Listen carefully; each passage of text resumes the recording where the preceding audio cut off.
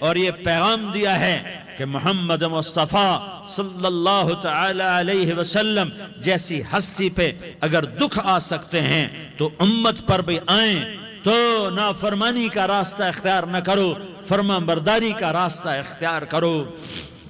یہ صدمہ اتنا گہرا تھا کہ آپ آخری حج پر تشریف لے گئے، آپ کی عمر 63 سال ہو چکی ہے، 57 سال گزر چکے ہیں ماں کو فوت ہوئے۔ آپ نے جب ابوا کے قریب پہنچے تو آپ نے اونٹنی کی لگام کو ماں کی قبر کی طرف پھیر دیا۔